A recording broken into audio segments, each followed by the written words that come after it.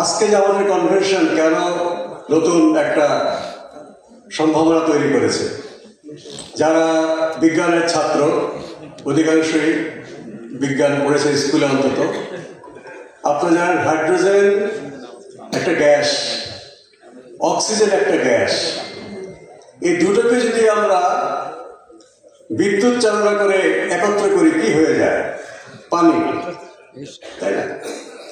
একটা নতুন জিনিস এবং প্রচুর এনার্জি এই হাইড্রোজেন এবং অক্সিজেনের মধ্য দিয়ে রিলিজ হয়ে পানি তৈরি হয়।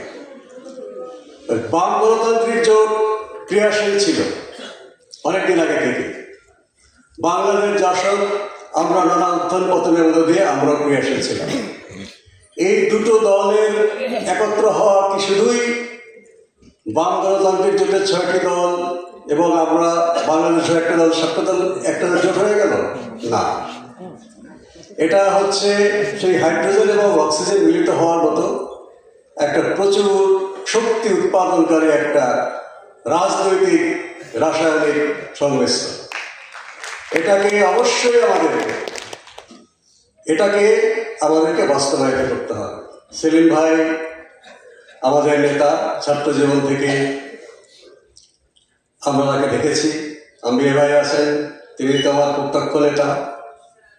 জামান ভাই এবং অন্য নেতৃবৃন্দ, আমাদের সহকর্মী যারা আছেন, যে বিপুল সম্ভাবনা উন্মোচন করেছে আজকের এরকম কয়েকটি দল একত্রিত বসা শুধু নয়, রাজনীতির যে ধারা, আমাদের প্রতিবাদের ধারা, আমাদের সংগ্রামের ধারা, এবং যেভাবে একের পর এক সরকার আসছে, সরকার যাচ্ছে, জনগণের সরকার গঠনের যে তীব্র চাহিদা মানুষের মধ্যে, বিশেষ করে সর্বশেষ রক্তক্ষয়ী গণঅভ্যুত্থানের পরে বিপুল আশা জাগিয়েছিল। কিন্তু এটাও রাজনৈতিক সচেতন মহল জানতো যে বিপুল আশা জাগালেও স্বয়ংক্রিয়ভাবে পরিবর্তনটা হবে না। আমরা ওই সময় হতাশাজনক কথা বলতে চাইনি। প্রচুর মানুষ জীবন দিয়েছেন, কিন্তু অভিজ্ঞ মহল বলেছেন যে যেহেতু সুস্পষ্ট আদর্শ ভিত্তিক কোন সংগঠনের প্রত্যক্ষ নেতৃত্বে এই গণঅভ্যুত্থানের ট্রিগার টেপা হয়নি, আমি বলবো ট্রিগার টেপা হয়েছে। বারুদ প্রস্তুত ছিল, বন্দুক প্রস্তুত ছিল, ট্রিগারে টান দেওয়ার মতো কোনো লোক জনগণের সামনে ছিল না। আমাদের সংগ্রামী ছাত্র সমাজ, অবশ্যই সেলিউট দিতে হবে তাদেরকে। সেই ঐতিহ্যবাহী ছাত্র সমাজ, আমিও সেই ছাত্র আন্দোলনের সেই প্রোডাক্ট, যে ইংরেজিতে বলি, এখানে অধিকাংশই ছাত্র আন্দোলনের প্রোডাক্ট, দু একজন ব্যতিক্রমে তারা সেই ঐতিহাসিক ভূমিকা পালন করেছে। অনেকেই বলতেন বাংলাদেশ স্বাধীন হওয়ার পরে ছাত্রদের কোনো ভূমিকা নেই, তারা শুধুই ক্লাসে লেখাপড়া করবে, শিক্ষা নিয়ে আন্দোলন করবে, ডিবেট করবে, জাতীয় রাজনৈতিক দলগুলোর অনুগমন করবে। আসলে কি তাই? 90-এর গণঅভ্যুত্থান বলেন, 2007-এর 111-এর সেই সেনানির্ভর সরকারের সেই তাদের যে অহংকার, দেমাগ, ছাত্র সমাজের উপর নিপীড়ন চালাতে গিয়েছিল, উপযুক্ত জবাব পেয়েছে। তাই তারা বাধ্য হয়েছিল 6 মাসের মধ্যে নির্বাচন দিয়ে চলে যেতে। এবং শেখ হাসিনা সেই কঠোর শাসন, কেউ বলেছে যে যেভাবে হোক তিনি ক্ষমতায় থাকবেন, কিন্তু তিনি থাকতে পারলেন। ছাত্র সমাজ সেখানে তাকে গদি ছাড়া করেছে এবং দেশ ছাড়া করেছে। যাই হোক, একটা সুস্থ গণতান্ত্রিক দেশে ছাত্র সমাজ তো রাস্তায় নামার কথা না, এটা ঠিক। আমরা তো সুস্থ গণতান্ত্রিক পরিবেশ পাচ্ছি না, কারণ দেশ স্বাধীন হওয়ার পরে লুটেরা অর্থনীতি, বিদেশ নির্ভর রাজনীতি, রাজনৈতিক দলগুলোর ভিতরে সেই নির্ভরশীলতা, প্রধান ভাই খুব চমৎকার বলেছেন, তার প্রত্যক্ষ অভিজ্ঞতা আছে, অনেক লড়াই করেছেন কিভাবে দলকে নিজের পায়ে দাঁড় করা যায়, নিজের মার্কায় ভোট করানো যায়।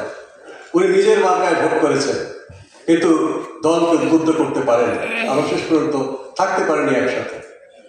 তো সেই রাজনৈতিক দলগুলোর ভিতরেও প্যারাসাইটিজম, পরজীবিতা, এবং যারা তথাকথিত বড় দল তাদের সেই আর্থিক উৎস আমরা জানি না।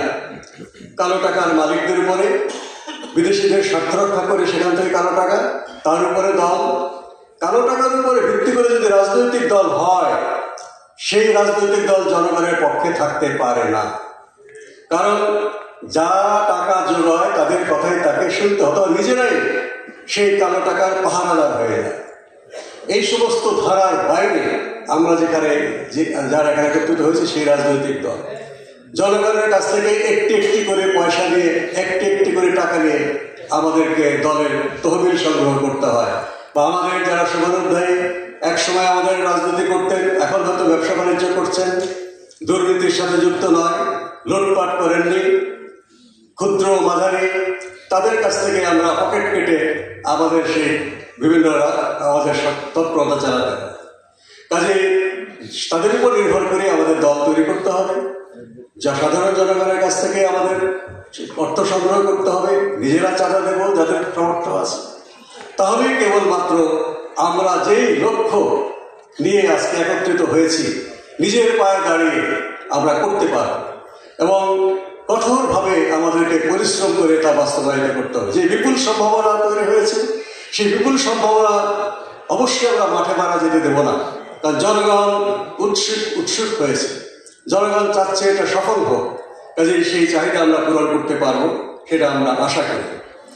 আমি এখন আপনাদের সামনে এই কনভেনশনের রাজনৈতিক প্রস্তাব পেশ করব। আমাদের যে জাতীয় কনভেনশনের ঘোষণা প্রথম পর্যায়ে প্রথম অধিবেশনে পাঠ করা হয়েছিল, কমরেড আব্দুল্লাহ কাফি রতন পাঠ করেছিলেন। এটা নিয়ে আমরা ব্যাপক জনগণের কাছে যাব, বিভিন্ন শ্রেণী পেশা জনগণের সঙ্গে সরাসরি বলব, আপনারাও আসবেন আমাদের সাথে। আমরা বিভিন্ন জেলা বা বিভাগীয় পর্যায়ে যাব, এবং একটা খসড়া আমাদের ছিল যে অনেকে এখানে বক্তব্য রেখেছেন যে এই সমস্ত দাবি যুক্ত করা উচিত। বিশেষ আলু ভাই অনেক চমৎকার কথা প্রস্তাব দিয়েছেন, বেশ কিছু কিন্তু আমরা ইতিমধ্যে লিপিবদ্ধ করেছি, কিন্তু এটা অনেক বড় প্রস্তাব, জনতার সনদ, সেটা আমরা সংক্ষেপ করে সকালে পাঠ করেছেন কাফি রতন।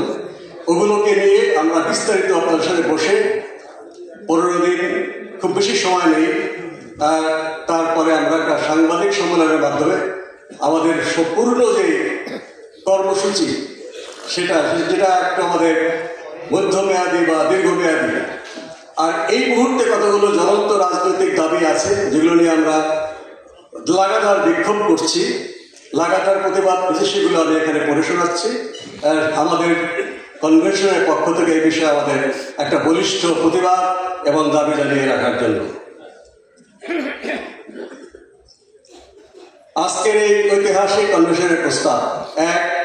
এই সভা অন্তর্বর্তী সরকার কর্তৃক অস্বচ্ছ ও গোপন প্রক্রিয়ায় জাতীয় স্বার্থ বিসর্জন দিয়ে চট্টগ্রাম বন্দরের বিভিন্ন টার্মিনাল বিদেশিদের কাছে ইজারা দেওয়ার সিদ্ধান্তে তীব্র প্রতিবাদ জানাচ্ছে।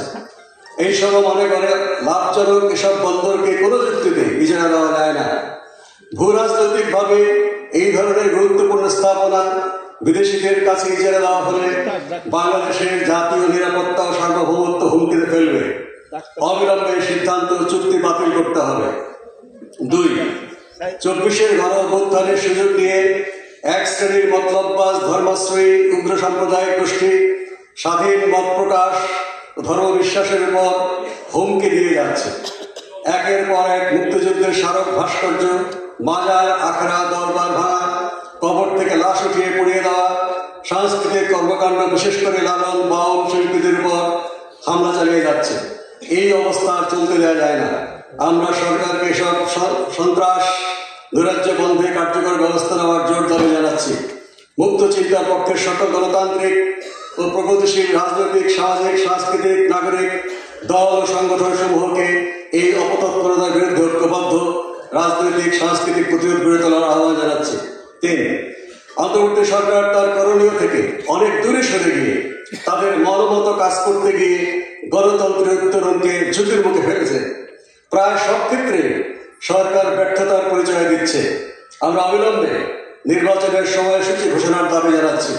এই সভা মনে করে সংবিধান সংশোধনের জন্য জাতীয় সংসদে সিদ্ধান্ত গ্রহণের পরে সংবিধানের মৌলিক সংশোধনের ক্ষেত্রে রাষ্ট্রপতির স্বাক্ষরের পূর্বে প্রয়োজনে গণভোট হতে পারে, কিন্তু এর আগে গণভোট অপ্রয়োজনীয়।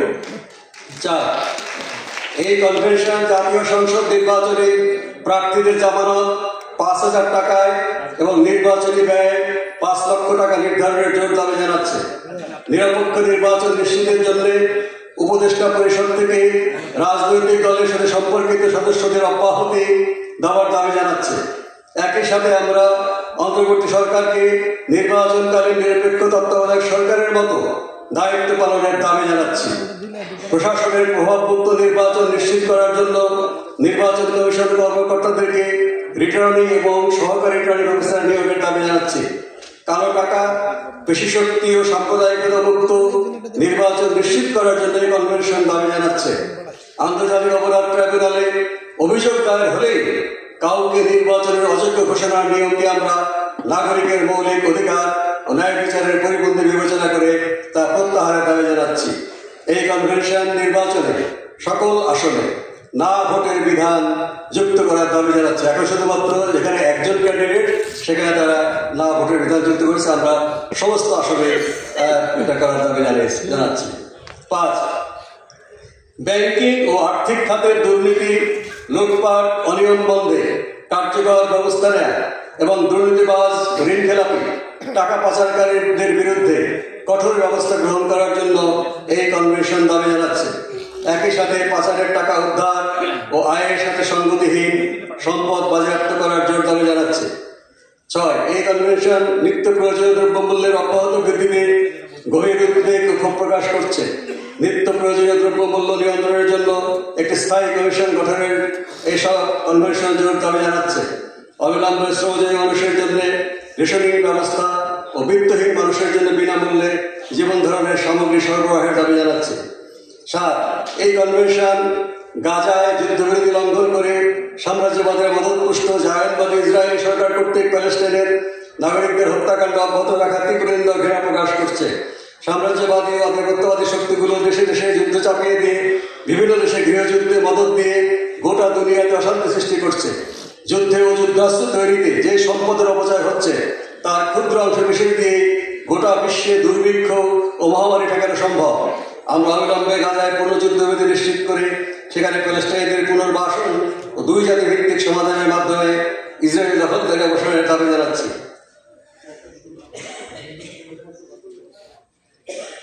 আর একটা প্রস্তাবযুক্ত যে রাজনৈতিক দলগুলোর যে নিবন্ধনের নিয়ম চালু করেছে নির্বাচন কমিশন, কারা কানুন, এটাকে অবলম্বে বাতিল করতে হবে। নির্বাচনের মার্গ নির্ধারণের জন্য নির্বাচন কমিশন দায়িত্ব পালন করতে পারে, কিন্তু নিবন্ধনের নামে যে এই গণতান্ত্রিক রাজনীতির বিকাশের পথে বাধা সৃষ্টি করছে এবং অদৃশ্য সুতার বন্ধনে এটা আমরা প্রতিবাদ জানাচ্ছি। এই প্রচলিত নিয়মকে আমরা বাতিল করে দেবে, এটা যুক্ত হবে। আমাদের কনভেনশনের পরে পরিচালনা পরিষদ গঠিত হবে আমাদের নেতৃবৃন্দকে নিয়ে। আমরা সেখানে বসে বিস্তারিত আলোচনা করে পরবর্তী কর্মসূচি সেগুলো সাংগঠনিক কর্মসূচি আমরা নির্ধারণ করব এবং জনতার সনদ আপনাদের সবার সাথে আলাপ করে আমরা পূর্ণাঙ্গ কমিশন আগেই বলেছি। আরো রাজনৈতিক দল এসছেন, উল্লেখ করার পরে বাসদ মাহবুবের নেতা যারা ইয়াসিন, তারা এখানে একাত্মতা প্রকাশ করেছেন, আমরা তাকে স্বাগত জানাই। আমাদের এই প্রস্তাবগুলো যদি আপনারা সমর্থন করেন তাহলে একটা আপনার সমর্থন এবং সহমতি জ্ঞাপন করব। সবাইকে আবারও ধন্যবাদ, কৃতজ্ঞতা জানিয়ে আবারও দেখা হবে সেই প্রত্যয় ব্যক্ত করে এখানে শেষ করছি। সবাইকে শুভেচ্ছা।